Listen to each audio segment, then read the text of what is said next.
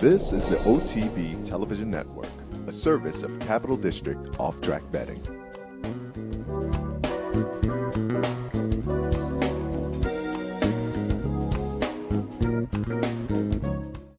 Live from the backstretch at historic Saratoga Racecourse, this is Racing Across America with Seth Merrow. Racing Across America is brought to you by CapitalOTBBet.com, the premier online wagering site in New York State. CapitalOTBBet.com. Sign up today. Pannell's Restaurant, a Saratoga tradition since 1922. 284 Jefferson Street, Saratoga, just minutes from the track. Thoroughfan, giving the fan a voice. Find them at thoroughfan.com. Woodbine Racetrack. Pick, bet, and cheer on world-class horse racing north of the border. And the new Capital OTB mobile app. Wager anytime, any place, anywhere. Download it free from the iTunes Store or Google Play.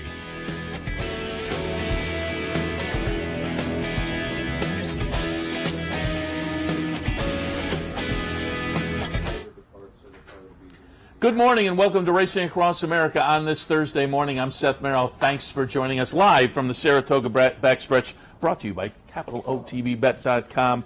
Coming up on today's show, Mike Welch from the Daily Racing Forum will join us. The regular visit by the folks at the Daily Racing Forum. We'll have a little preview of the stakes action coming up on Saturday, which is very nice. Gunrunner in the Woodward and much, much more. Jeremiah Engelhardt will join us towards the end of the program. Looking forward to a discussion with him about some of his wins up here at Saratoga and more. In a couple of minutes, Maggie Wolfendale Morley from the New York Racing Association broadcast team will jump in. But just did want to give you some notes before we get started here. The jockeys battle. Jose Ortiz is now 5 ahead of his brother Irad, 53-48. John Velasquez in third with 36. Javier Castellano 27. Said it earlier on the handicapping show. Manny Franco sitting number 5, having a very, very nice meet. So congratulations to Manny putting together a nice one and still coming up with some prices as well. But over the last few days, trainers battle will be very, very interesting. Chad Brown up 1 right now, 35-34 over Todd Pletcher. Top 5, Linda Rice, Bill Mott, and Kieran McLaughlin. So again, the human side of things. On the jockey side, it could tighten up, but certainly on the trainer side, the last few days of the meet will be very, very interesting between Chad and Todd. Looking forward to that. All right, we'll take a quick break. When we come back, Maggie Wolfendale Morley will join us, and much, much more. Stay tuned.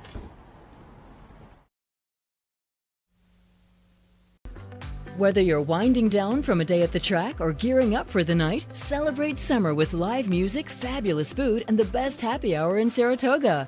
The Diamond Club at Embassy Suites, where the world meets in Saratoga. Nighttime thoroughbred racing is back at Capital OTB. Now through Labor Day, Capital OTB will be accepting wagers on nighttime thoroughbred racing from across the country, featuring evening racing from Del Mar and Woodbine, and now it's even easier to be part of the action. Simply log on to CapitalOTBBet.com on all your digital devices, or use our newly designed mobile app. So even when the sun goes down, thoroughbred racing continues at CapitalOTBBet.com. Log on today. A huge race on the outside, but it's Ferdinand and Alashiba nose and nose to the wire. Good chase coming on the outside. Alashiba going to get there at the rail with Ferdinand. Alashiba has won it by a nose. No matter where in the world you are, the excitement of wagering on horse racing is just a click away. CapitalOTB.com offers live streaming, past performances, race replays, our virtual tote board, analysis and selections from professional handicappers, and a simple, safe, and secure wagering platform. And best of all, you get track prices. Going on now, it's Bet 50, Get 50. Simply open a Capital Bets account, bet $50, and get $50 cash back. CapitalOTB.com. Log on today. Hey race fans, head down to the all-new Clubhouse Racebook and get in the game. With live horse racing on more than 250 flat-screen TVs, state-of-the-art wagering terminals, fantastic food and drinks, an amazing Vegas-style atmosphere with seating for nearly 900 of your closest friends. Conveniently located at 711 Central Avenue, right off Exit 5 of I-90 in Albany, the Clubhouse Racebook is the better choice. Relax with a signature cocktail or one of our world-class wine selections while enjoying indoor or outdoor dining for lunch and dinner. The Diamond Club at the Embassy Suites, winner of the 2016 and 2017 Wine Spectator Award of Excellence. This is Racing Across America with Seth Merrow.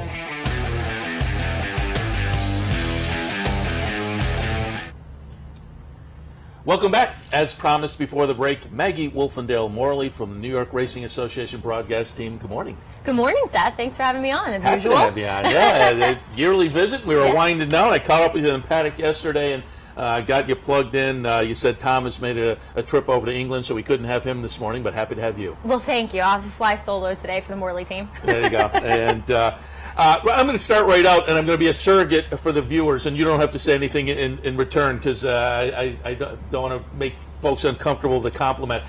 But I'm on the front side a lot, and I'm sure you hear it personally, but when you hear it personally, you always wonder, so did they have to say that? But I'm walking around the front side a lot. People recognize me, so complete strangers will have conversations about racing and the game and whatnot. And people really appreciate what you do in the paddock. And I will add, I also listen to what you say because I look at them all and they all look great to me. So when somebody with some knowledge can make comments in the paddock, and when you have a thumbs up on a horse I like, I'm happy. When you have the thumbs down, it's not so good.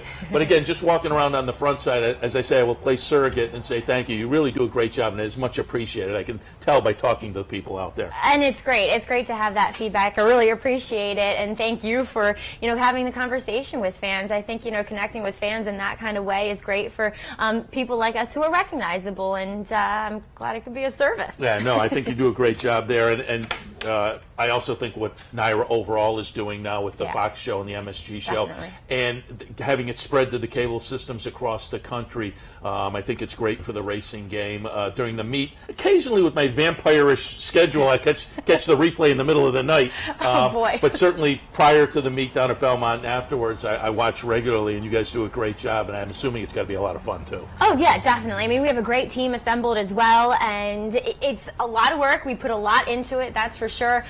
But like I said, that live show every day with the interviews, I love doing the horseback thing as well with the pre-race and the jockey interviews after the races. So it's been a lot of fun up here this year. Fill us in a little bit because we've had the Naira people on before, Andy, and we had Paul LaDuca yesterday. We've had Gabby on, and a lot of times it's like, okay, we got to get out because we had a production meeting. Yeah. And I'm sure, having owned a production company myself on a small scale, I know what kind of work goes in.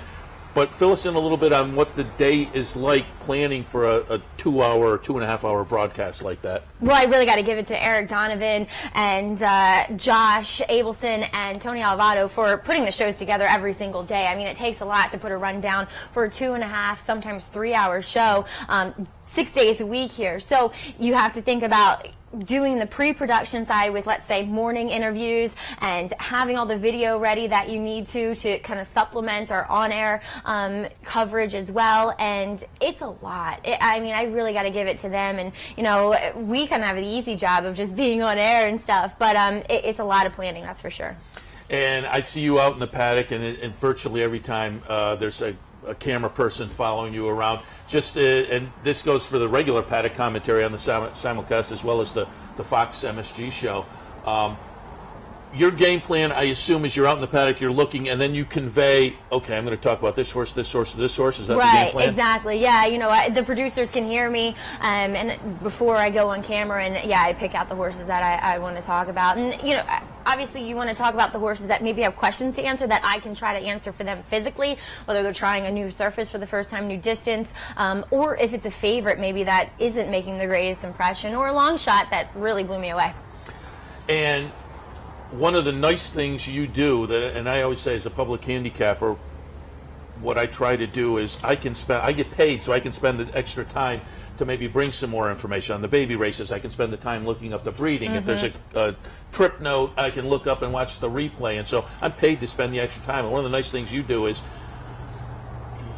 you've seen the horses over time, so you Right. can say, oh, this horse is working a little worked up in the paddock, but he's normally like that. And so the Right. notes from race to race, I think, are very important. Essential, exactly. And I too, you got to spend a lot of time on the baby races, doing those pedigree notes. And the public workouts as 2-year-olds, they give you a kind of inside look, and they're very much worth a look prior to betting the race, whether it's Phasig, Tipton, OBS, and I think you can look up the Barrett's ones as well. They're all available online. You mentioned it already. Now they've had something new wrinkle added to the broadcast. You're out doing the horseback interviews, and I read something the other day, and I hadn't thought about it, but obviously there's like a whole wardrobe change that has to go on, and sometimes you'll do it beforehand and after because you're doing an interview and you're back in the paddock later. So fill us in a little bit on how that has changed your day, the horseback interviews. Well, I got to think a little bit ahead and pack some clothes, some riding clothes essentially, and I got to thank Pete Fitzgerald for letting me use his paddock office to change in between shows as well. And also the hair becomes a little bit of an issue, and I sweat a lot when I'm on the pony, so the makeup, I have to think about that. But luckily I'm not too I guess into my looks, whatever that word may be. So it's fine, and I enjoy really being out on the horse a lot. Yeah, and you do a great job, and I'm assuming you have to have a horse who's kind of geared to that. Yeah, luckily I got very lucky because he's not my horse, and he is a former racehorse. His name was No Questions, and taken by Miguel, one of the outriders, Miguel Gutierrez, and retrained. And Shug McGahee was actually using him in the morning, so he wasn't having that tough of a schedule. And luckily he knew about being an afternoon pony as well, so I got lucky. But actually Miguel sold him to Ron Moquette, so I'm going to have to find another pony for next year. So yeah, but. Also, the unforeseen circumstances in being in TV, I kind of laughed when I read this. It took you guys a few days to kind of figure out you're not in a place where you can watch the race because you got to catch up with the jockeys, and so you had to inform them, hey, if something's happening, let me know. Exactly, and I told Larry, I was like, Larry, you got to be really good with your calls, man, because that's all I have to go on in my ear listening to his calls. So yeah, it's tough because you have to get, especially like the longer races, you have to gallop around to the backside, so I don't have any time to watch them. But again, you do a great job with that as well. It was a nice addition, nice wrinkle to the shows. All right, let's talk quickly about since the last time you were here, a new addition to the family. And yes. I think we have a picture. Talk a little bit about how that has changed your schedule.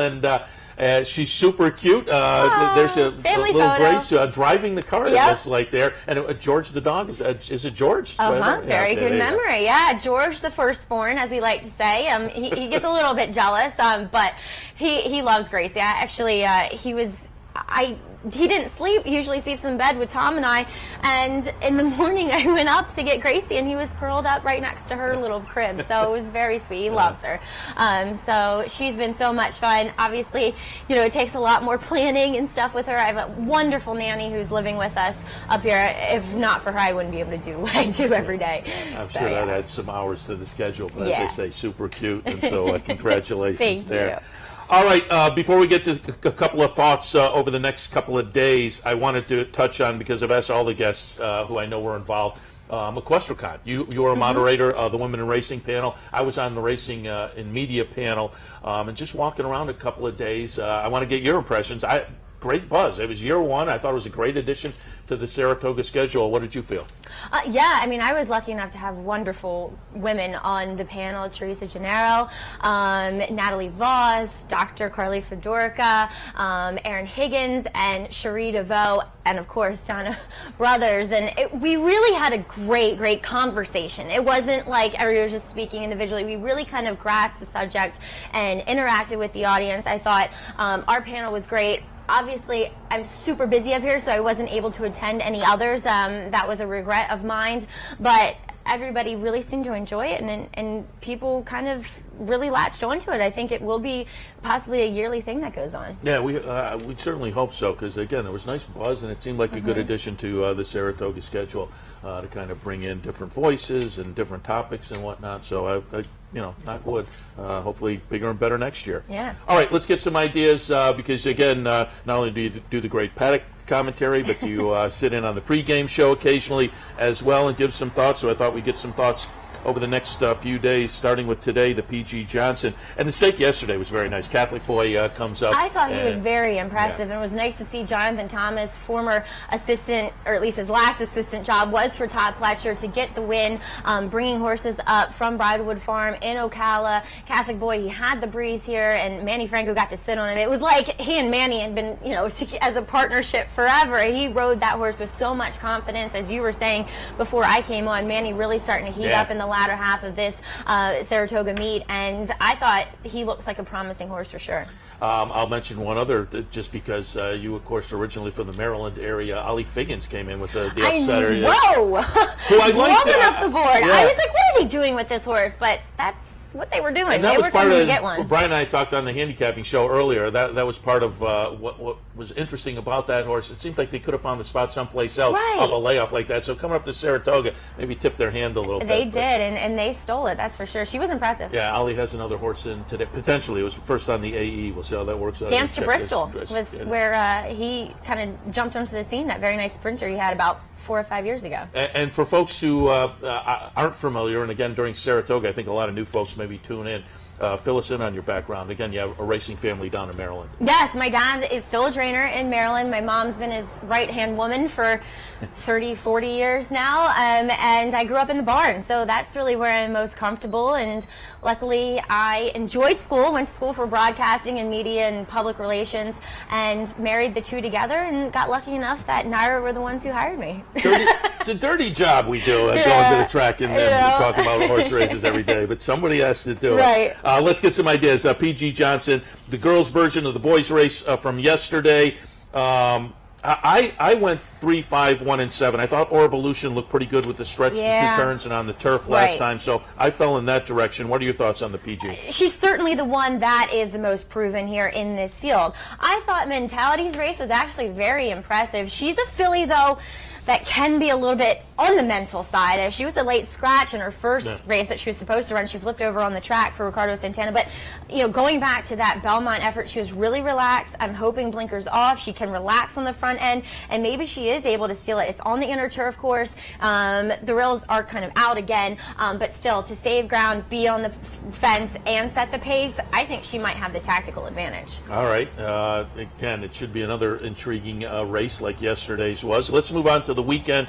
Take a look at a couple of stakes races on a really fabulous Saturday card, which is going to be highlighted by the Woodward. But first, let's take a look at the Spinaway. A short but select field. Separation of Powers for Chad Brown. Lady Ivanka for Rudy, coming off a maiden debut victory.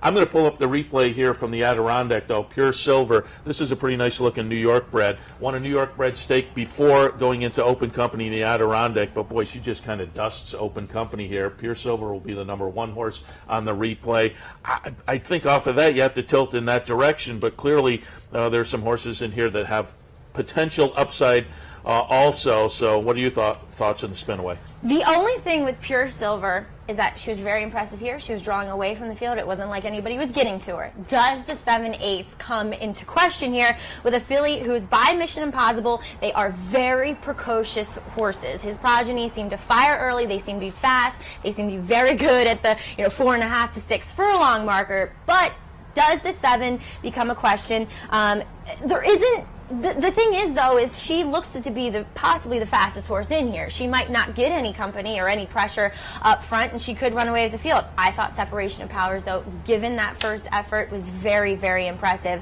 I mean, she is fairly fast. I don't think she's as fast early, but she does draw inside. She might have to be used a little bit, but I think she's a filly with a lot of upside. Adds extra interest to that trainer's battle as well. Separation of Powers. Exactly. Chad, the two Pure going Silver, head-to-head. Yeah. The Woodward, the highlight of the weekend, and again, with what's happened over the past few weeks in the handicap division, the NTRA poll now puts Gunrunner on top. Can he validate that? In this field, it's hard to go by him. But Neolithic has some talent. War Story has some talent. Rally Cry certainly coming out of that win on the track with the 110 buyer figure. I'm going to pull up the Whitney, though, here. It is going to be number 6 Gunrunner getting it done, and getting it done in nice fashion. He fired a 112 Beyer in that one. What are your thoughts on the Woodward? With his 5 shoes as well. That's right. Yeah, I forgot about that. Had the shoe It and was the tail. one of the more interesting stories and That's wins right. of the meet, that's for sure, is the rabbit in here for War Story blew a shoe, and it landed somehow miraculously in Gunrunner's tail. I've never seen that happen, let alone in a grade 1. It was utterly one of the weirdest things to ever happen in a horse race. But he's so dominant, and I mean, the argument can be made with Arrogate's performances out in the West Coast this year that he is the leader of the division. Yes, I know it's a little premature to say that. They will have to face off in the Breeders' Cup Classic, but Steve Asmussen citing that this will be his last race before the Breeders' Cup Classic. And look, he looks to be the horse that controls here. They didn't enter the rabbit for War Story, as they were kind of talking about doing. And Gunrunner, he's definitely the horse to beat. I think Rally Cry is a horse that has some talent. They've always thought he has talent. It seems as though this year, though, now as a 4-year-old, he's finally putting it all together, though. And maybe a budding horse for a course for Rally Cry as well. Right. But that's what adds the interest to it. There are a couple others in here that can, on their day, step up. We'll Right. see what happens. But certainly Gunrunner, he looks like it goes through him this race. Yeah. On a good weekend up here at Saratoga. Again, Maggie, appreciate the visit this morning. You got it. Appreciate the work you and everybody are doing with the afternoon broadcast. I think it's a great thing, not just for Saratoga and New York racing, but racing in general, kind of evangelizing for the sport. So again, pass our good words on to the whole team there, because you guys are doing a great job. Thank Appreciate you so it this much. morning. Thank you, Seth. Maggie Wolfendale Morley. All right, we'll take a break. When we come back, Mike Welch from the Daily Racing Forum. The last visit from the Racing Forum team. We'll take a look at some of the stakes action coming up on Saturday with Mike right after the stake up.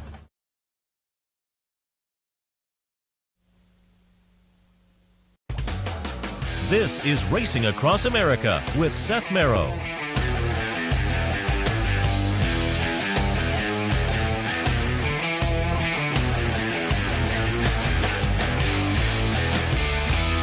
I'm Mark Cassano. Join me Saturday mornings at 10 for Down the Stretch. We'll inform, analyze, and welcome in the biggest names in racing. So join me Saturday mornings at 10 for Down the Stretch, right here on the OTB television network. What if there was a way to become a better horse player, to have a better knowledge of the game, to be more successful? What if there were a way to take what you've learned, what you know, and make better decisions, better choices, to know how to connect the dots? In horse racing, knowledge is a powerful tool, but not the only tool.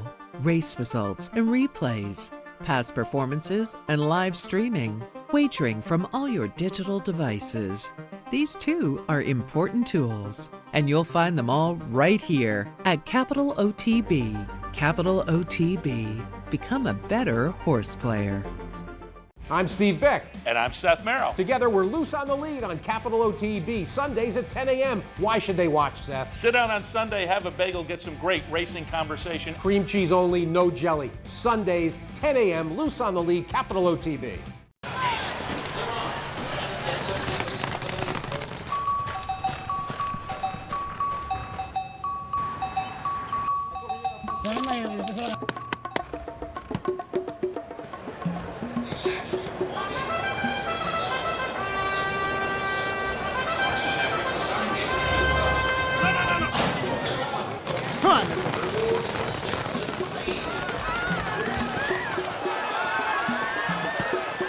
In a recent study of some of the top online wagering sites, Capital OTB won big in total player rewards, far surpassing some of the best-known wagering sites in America. While other rewards programs simply offer you points redeemable for gift cards, Capital OTB's rebates are paid to you in actual cash. Plus, Capital OTB gives you full and immediate access to your money. So if all you're getting now are points and gift cards, join Capital OTB Player Rewards today and get cash back. Visit CapitalOTBBet.com and sign up today. With more than 60 Easy Bet and branch locations throughout the region, you're just a short drive from all the top tracks across the country and around the world. For a complete list of all Easy Bet and branch locations, visit CapitalOTB.com. Capital OTB. We're closer than you think. Welcome back to Racing Across America. Thursday morning means a visit from the guys at the Daily Racing Forum. We wrapped up with Dave Grenig last Thursday morning. We wrap up with Mike Welch today. Boo-hoo, but thanks for coming by. I enjoy it. It's always good. And Dave and I both kind of look forward to coming up here and hopefully pick a few winners for everybody. We always appreciate your insight, and then we get down to Florida for Florida Derby. I like to pull you over and talk there too, because that's your base of operations. You ready to get home?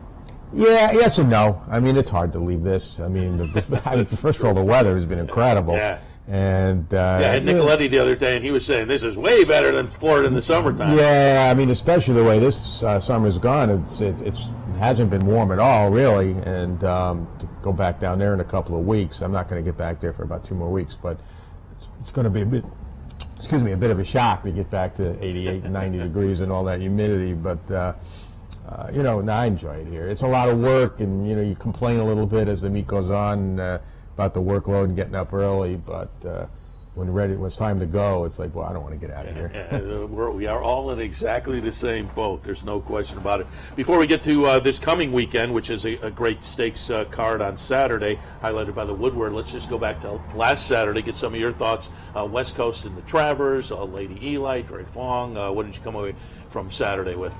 Well, I mean, Bob Affin's been coming in here now the last 2 years and just killing everybody, and the last few months, too. I mean, he had the big Belmont Day, and now, coming in here with the East Coast, winning off pretty impressively. And I got to give Mike Smith credit for, taking the initiative there in the Travers, being aggressive. The track was favoring horses either on the lead or close to it, and there wasn't a lot of speed in the race, and he did the right thing, and it made a big difference. Gunavera, though, boy, what an effort there. I mean, especially the trip he had. I mean, you knew he probably wasn't going to sustain that run after, coming wide like he did and whatever, but I got to give Antonio Sano all the credit in the world. He backed off on his horse. He knew what he needed to do, and he almost got the job done, and look forward to see what he does next. I am looking forward to getting back to Florida. At least he's going to be down there.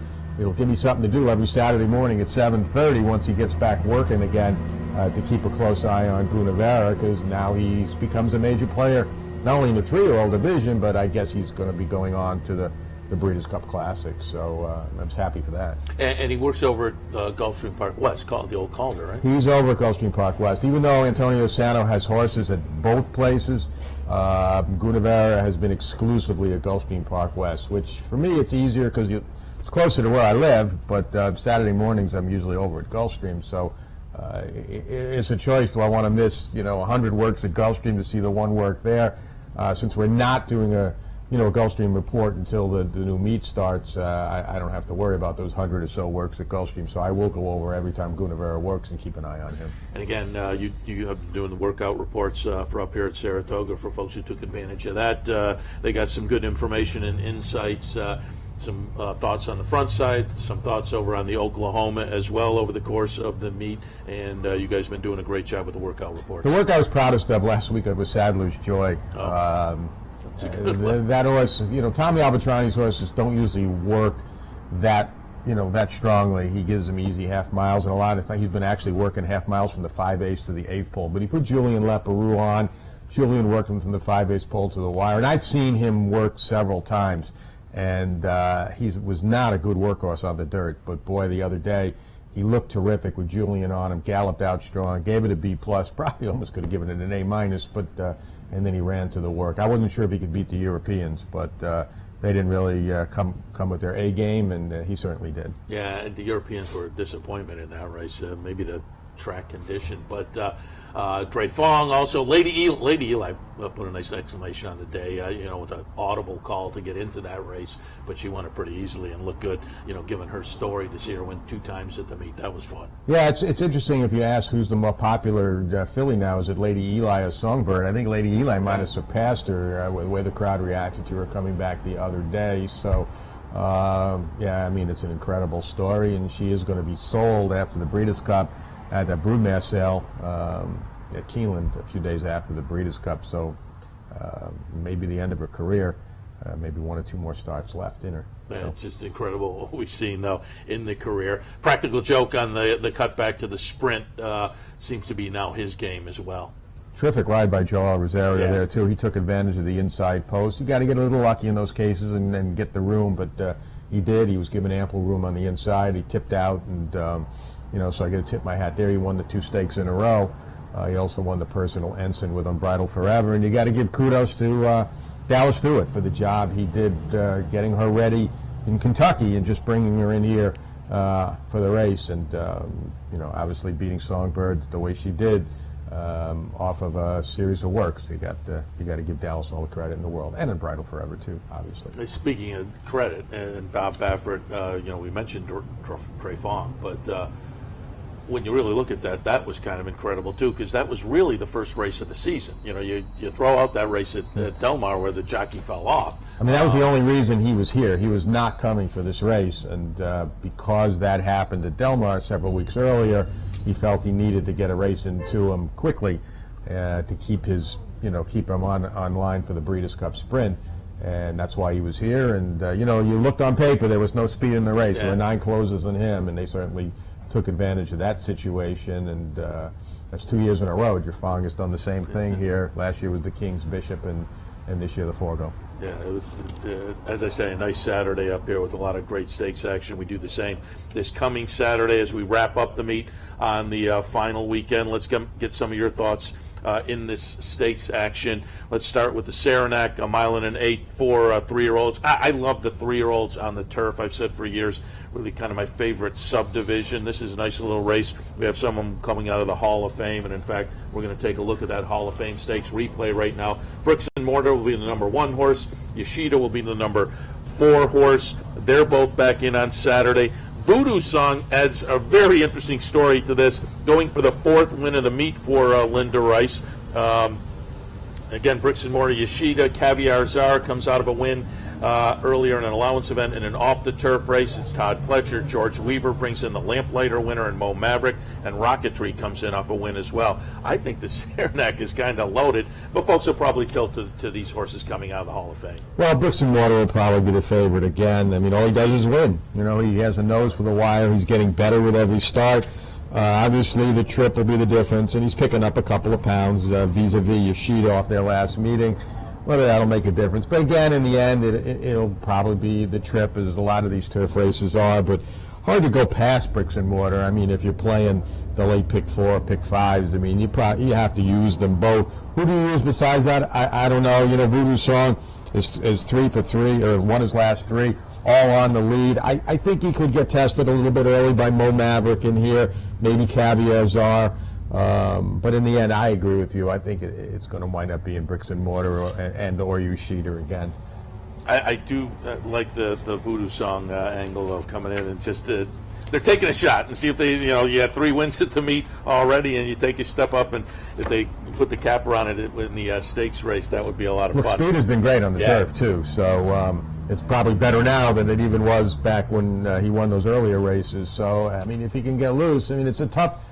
A horse like that puts the other speed horses in a tough position. If you go after him, you're compromising your chances. If you let him loose in the lead, all you do is enhance his chances. So, and if you're Chad Brown and Bill Mott, you're certainly hoping one of the 2 other speed horses gives him a little run for his money early. So the pace will be an interesting setup to see who's going to wind up getting that late kick and clean run to the wire. Speaking of Chad and Todd and whatnot, trainers battle coming down. That's going to be very interesting over the last few days. Yeah, I thought Chad was maybe ready to break it up. I mean, first Todd had that big lead, but you knew with the firepower Chad had last weekend, it was going to get close again.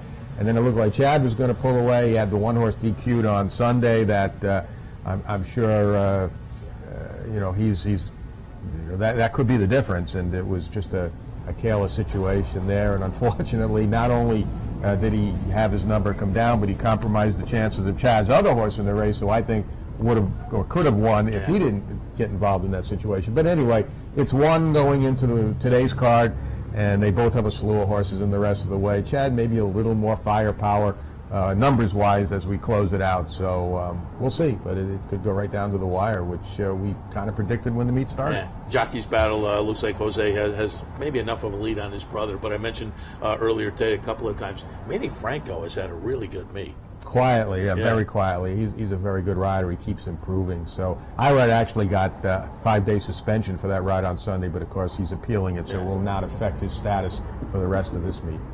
All right, let's take a look at the Spinway on Saturday.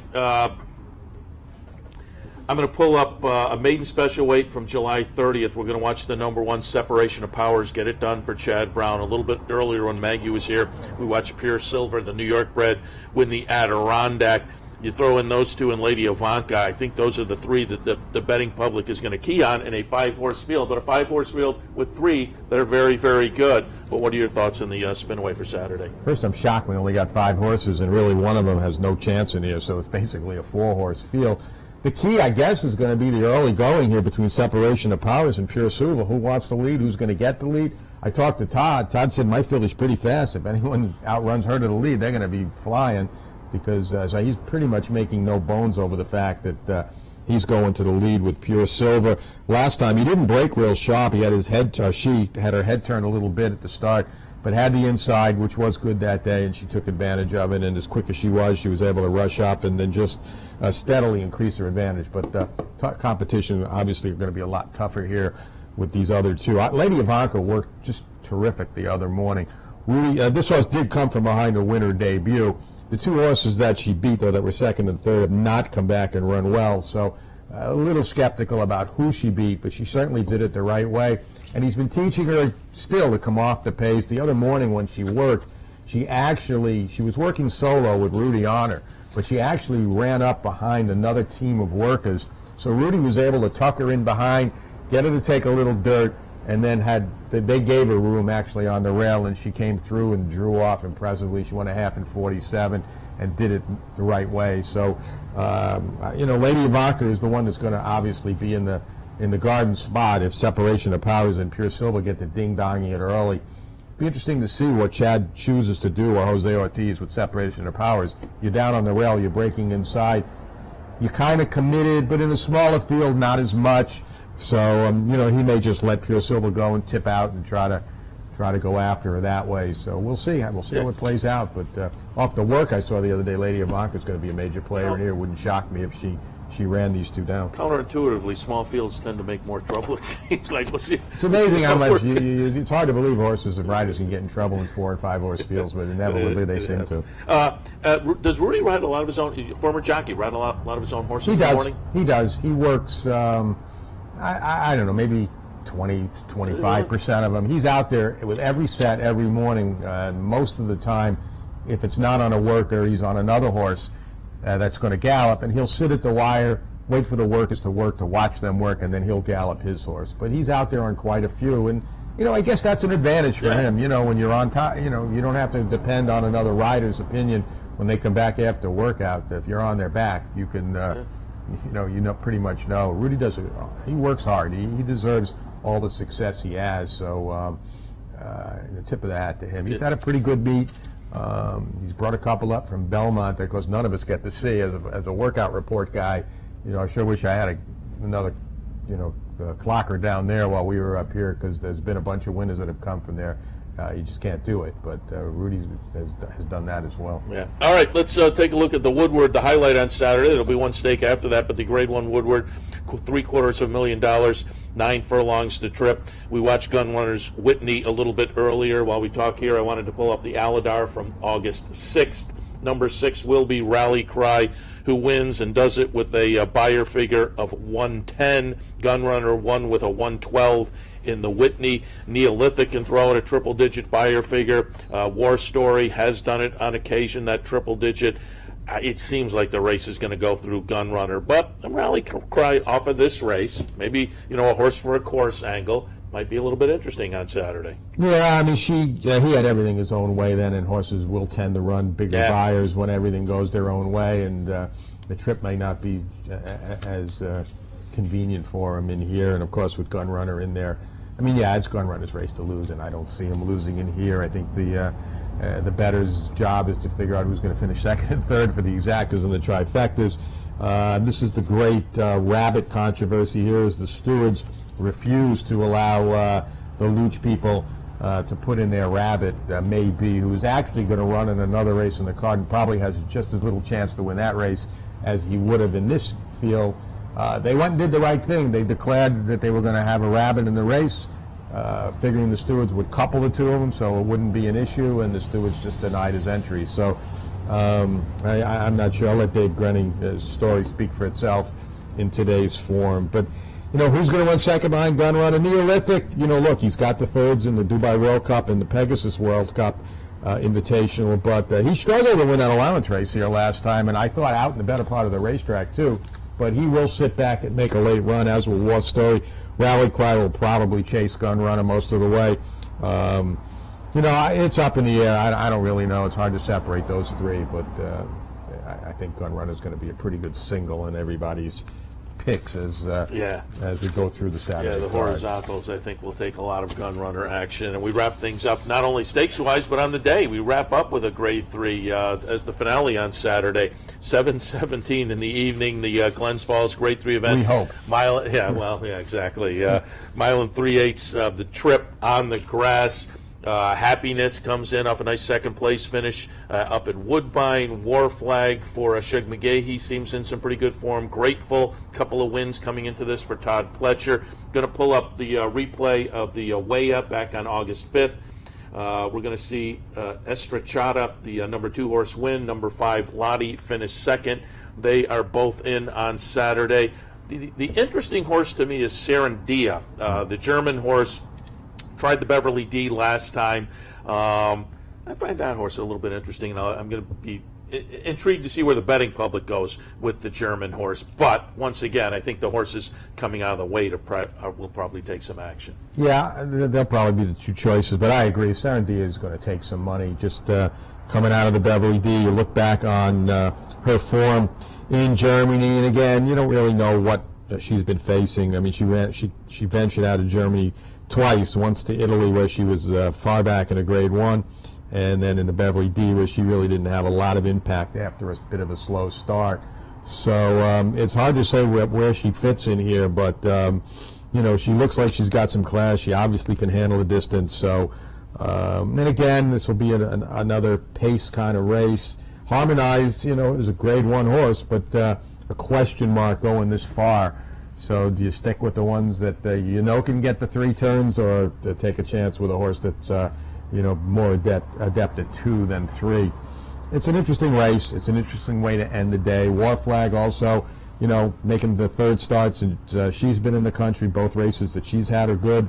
So I don't know. I think it's going to be a terrific betting race to end the day. I don't know if I'd necessarily want to take a short price in here, because I think it's one of those races where, again, how it trips out and how the track is playing, the turf course is playing, how the pace sorts itself out go a long way. So I think if you're playing the horizontals, you might want to be alive with several in here, because if you're singling Gun Runner, there's a little extra money to do that here. Same with the Spinaway, you're probably going to go 2 or 3 deep at most in there.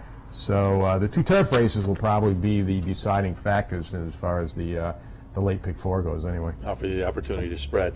Mike, again, thanks to you and Dave for stopping in on Thursday mornings throughout the meet, as you've done for the past few years. Certainly appreciate your insights. Again, the workout reports have been great. You can catch Mike every day, also in the Daily Racing Form, the hard copy, or drf.com, and a few weeks down the road back down in Florida for great coverage down there. Appreciate the visits. My pleasure. You can still buy the last few clock reports on a daily basis, or I think on a weekend basis for the final several days of the meet, and looking forward to see you down in Florida in my territory next. Yeah, there we go. All right, Mike Welch from the Daily Racing Forum. We'll take a break. When we come back, Jeremiah Engelhardt will get some thoughts of his meet, going back, going forward, and much, much more. Stay tuned.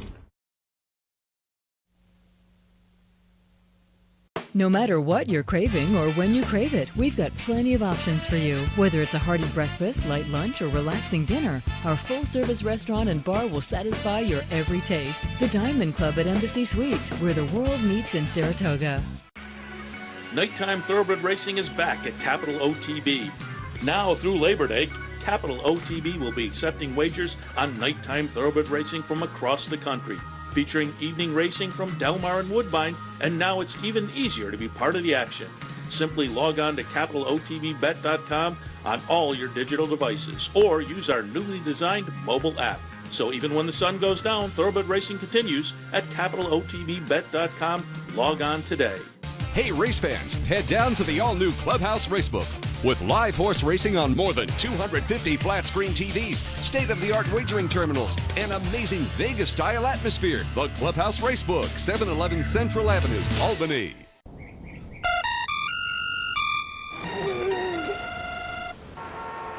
Come on. I want sales reports on my desk by Monday. Whoops. My bad. Love racing? RTN brings you every live simulcast on your home television, plus live video streaming and race replays on your PC and mobile devices. To order, visit rtn.tv. RTN, a breed apart. No matter where in the world you are, the excitement of wagering on horse racing is just a click away. CapitalOTB.com offers live streaming, past performances, race replays, our virtual tote board, analysis and selections from professional handicappers, and a simple, safe, and secure wagering platform. And best of all, you get track prices. Going on now, it's Bet 50, Get 50. Simply open a Capital Bets account, bet $50, and get $50 cash back. CapitalOTB.com. Log on today. With Saratoga's best outdoor patio, a spacious bar, and plenty of off-street parking, it's the perfect place to meet friends and relax after an exciting day at the track. The Diamond Club at Embassy Suites, where the world meets in Saratoga. This is Racing Across America with Seth Merrow.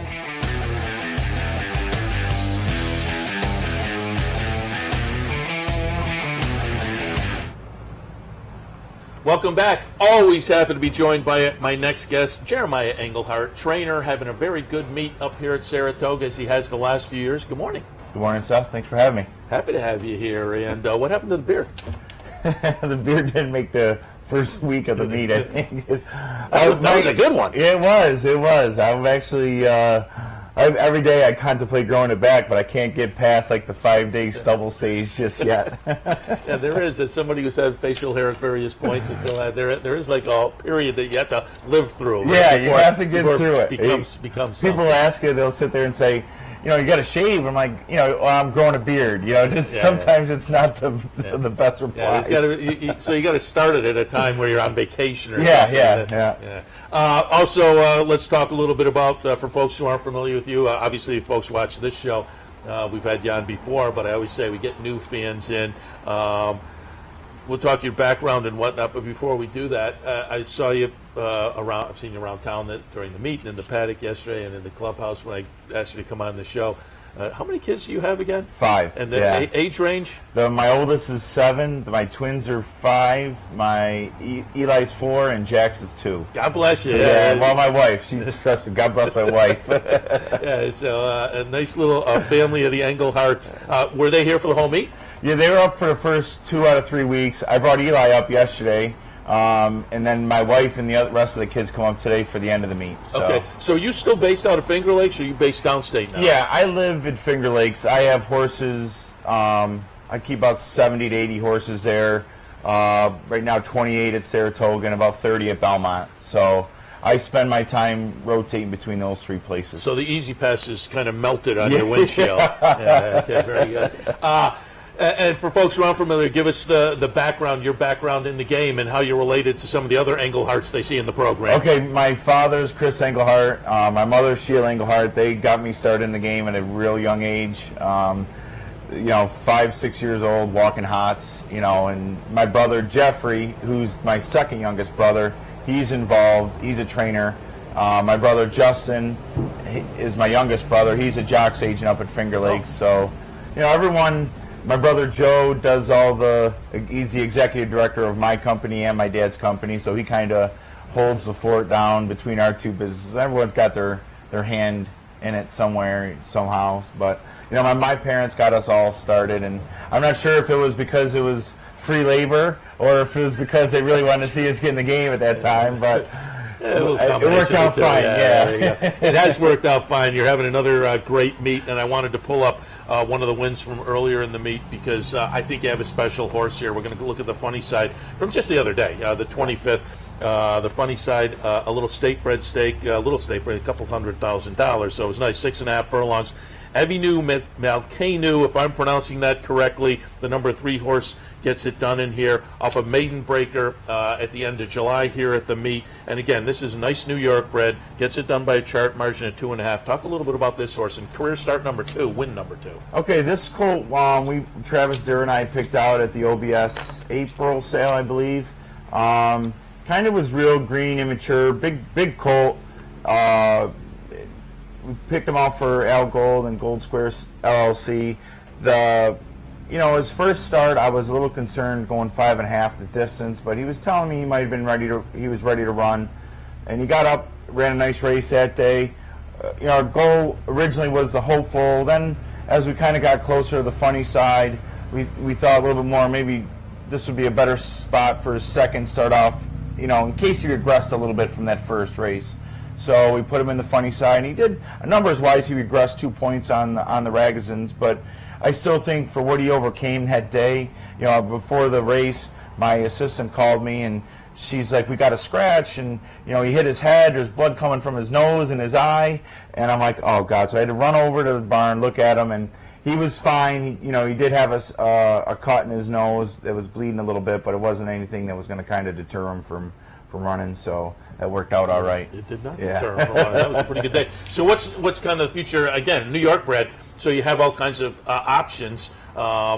Is the Breeders' Futurity up at Finger Lakes? Is that still coming up? That's still that's at the end of September. I think what we're going to do with him is point for the Champagne. Okay, and then we'll try to think. Of course, I've always wanted to try to get to the Breeders' Cup again. Sure. Yeah. So we'll think Champagne, and hopefully we're good enough to run in there, and then maybe move on from there. All right. Also wanted to mention, and you're sitting on the AE list, but on Saturday you have a first-time starter, EJ's Revenge. So if we don't get in on Saturday, maybe we can get some ideas on this one coming down the road. I Want Revenge. Is that brand new, sire? I think his 2-year-olds are. This is first year 2-year-olds. Because I'm thinking I haven't seen those yet. But as I say, EJ's Revenge. You're the number 11 in the second race on Saturday. A couple of turns on the grass, and it's that kind of year when we look at horses.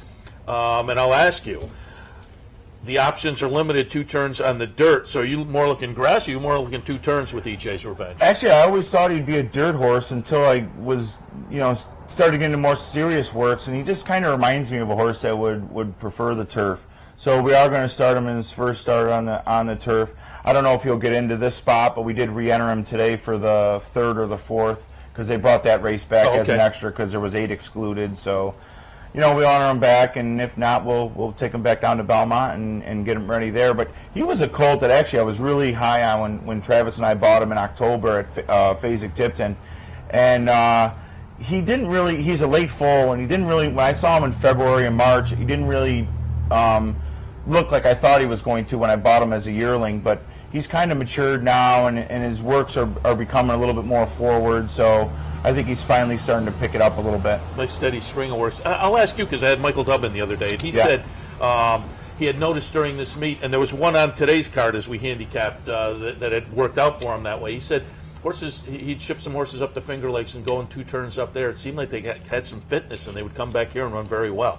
Yeah, I think overall the horses that have come in from Finger Lakes have been pretty competitive. I know Ronnie Breed had a nice allowance win up here. The horse I ran yesterday, I trained him at Finger Lakes. The nice part about having horses stable at Finger Lakes is it's a real kind surface to train on. And I mean, obviously the horses that run there and are competing there, that's where they belong.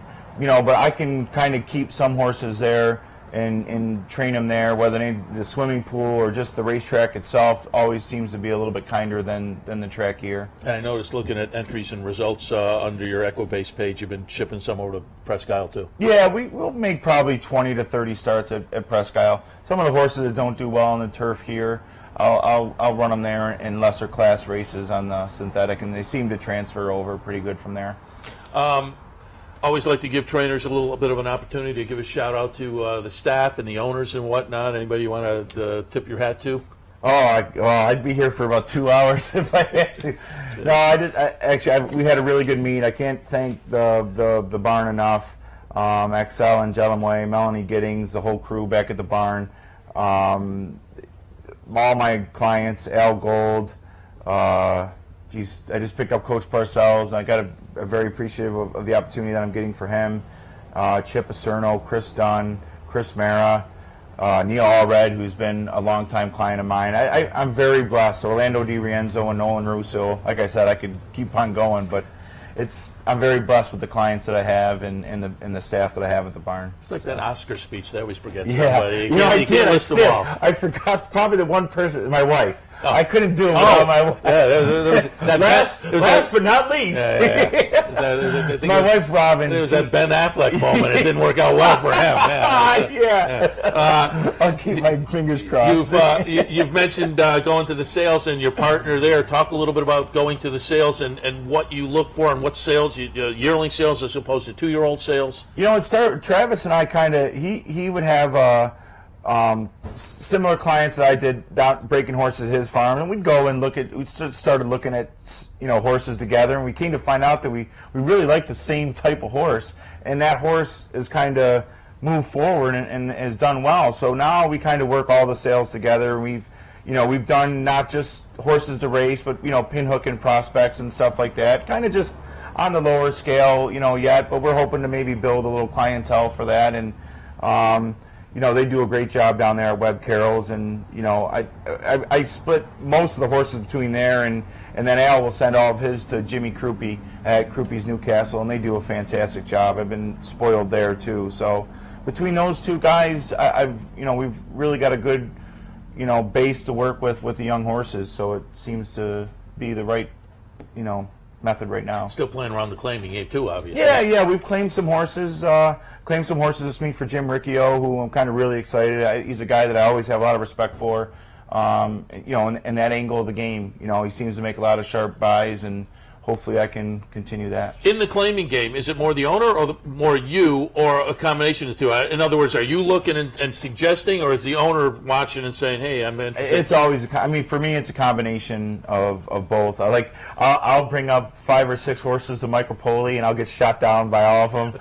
And I don't ever keep tabs, but then they'll bring up the right horse to me every now and then. So it's a combination of both. I always tell everyone it's first come, first serve. And all my clients seem to be pretty happy with that. It makes them get out there and get the form and read the numbers and whatnot. So where are you stabled? Here? Yeah. I'm in barn 61. Over? In Oklahoma, right next to Todd. Oh, so you're over on Oklahoma. Yeah. Because I was going to, so you don't come over and use the Claire too much. I was just going to ask, because I always wonder why you bring a horse over here as opposed to working out.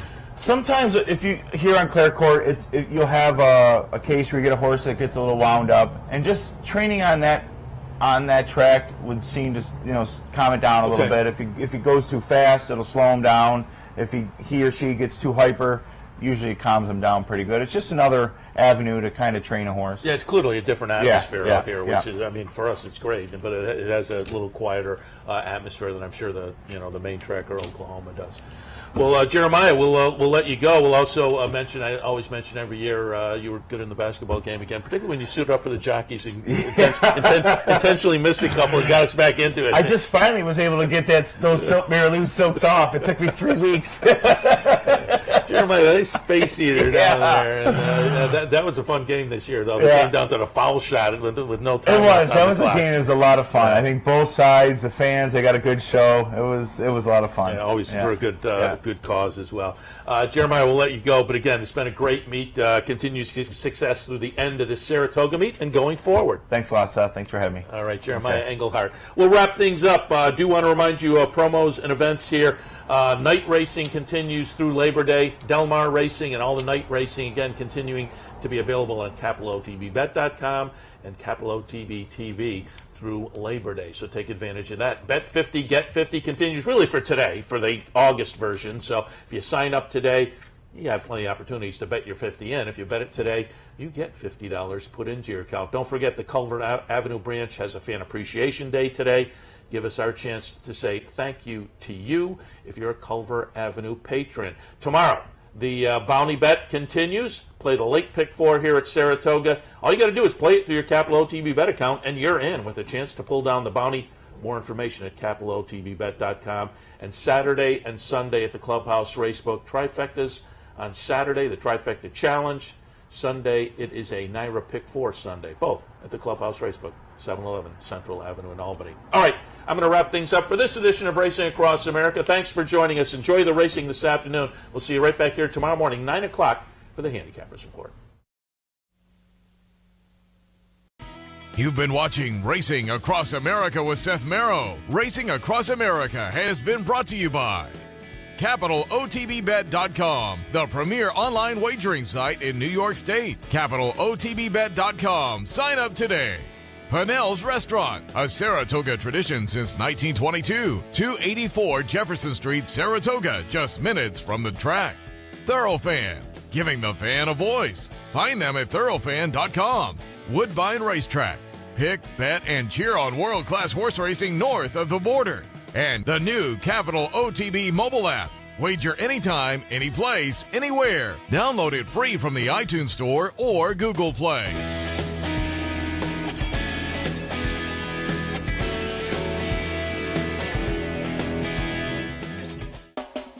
You're watching OTB TV, a service of Capital Off-Track Betting.